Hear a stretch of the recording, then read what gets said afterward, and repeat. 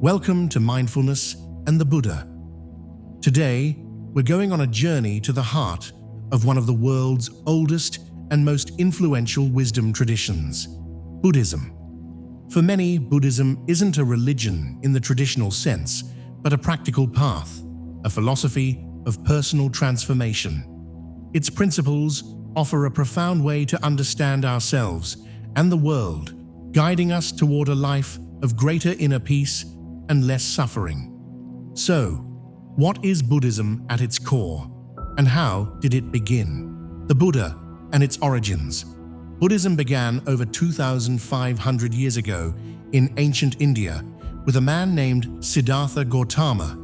He was born a prince, living a life of luxury and comfort, shielded from the realities of old age, sickness, and death. But when he ventured outside the palace walls, he saw these universal truths for the first time. He witnessed suffering, and it shook him to his core. Determined to find a solution, he gave up his royal life, his family, and his possessions to become a wandering ascetic, seeking answers. For years, he practiced extreme forms of self-denial and meditation, but found no lasting peace. He realized that neither a life of indulgence nor a life of extreme austerity would bring true freedom. So, he discovered a middle way. He sat beneath a Bodhi tree in Bodh Gaya, vowing not to rise until he had found the truth. It was there, through deep meditation and self-inquiry, that he finally achieved enlightenment, awakening to the true nature of reality.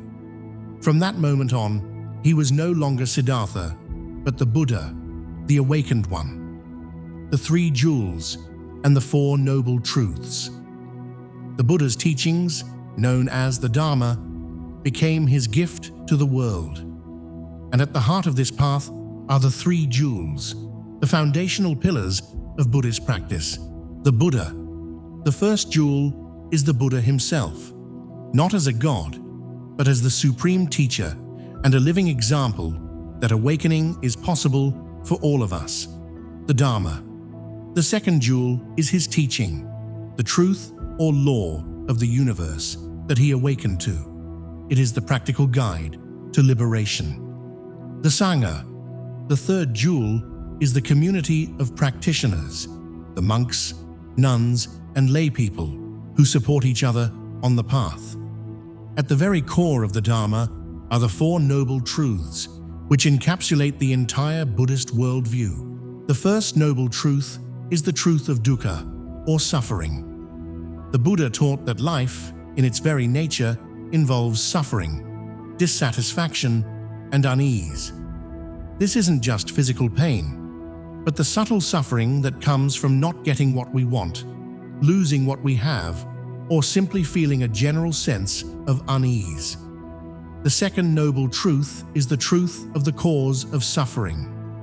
The Buddha said the root cause of our suffering is craving or clinging.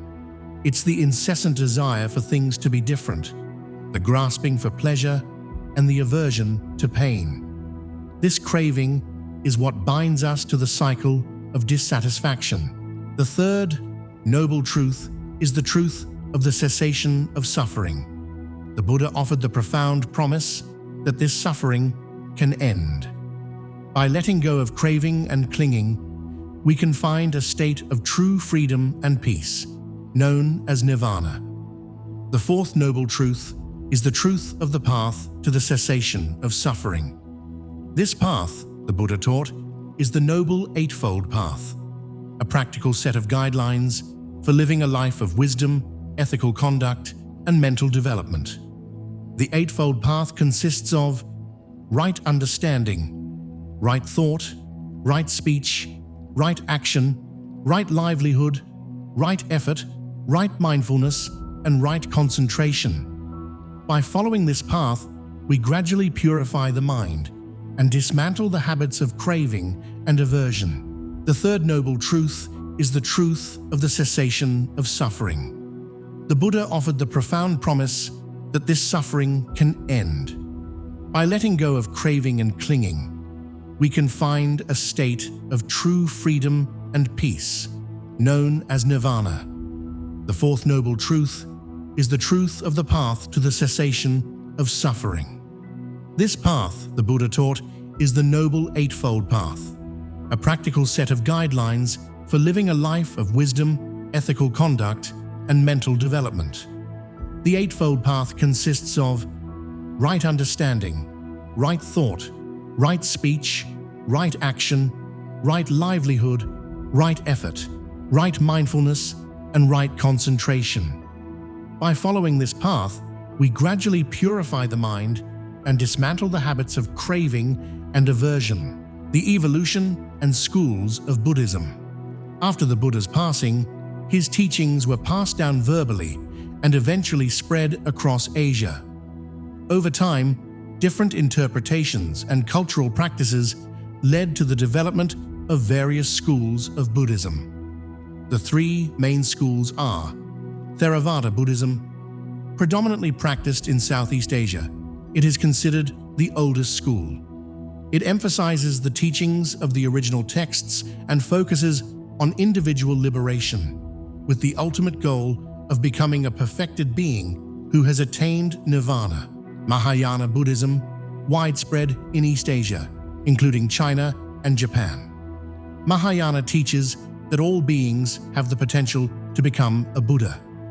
Its central ideal is the Bodhisattva, a being who delays their own enlightenment to help all other beings find liberation. Vajrayana Buddhism, found in Tibet and the Himalayas.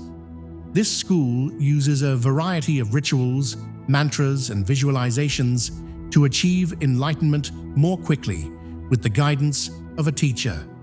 While these traditions have their own unique practices and philosophies, they all share the fundamental foundation of the Buddha, the Dharma, and the Four Noble Truths. Conclusion. At its core, Buddhism is not a path of blind faith, but of personal experience and wisdom. The Buddha did not ask us to simply believe in his teachings, but to practice them and see for ourselves if they lead to peace. It is a path of compassion, a journey of mind training, and a profound invitation to awaken to the freedom that is available to all of us. If you found this Buddhism overview helpful, please consider liking this video and subscribing for more insights into mindfulness and the Buddha's teachings.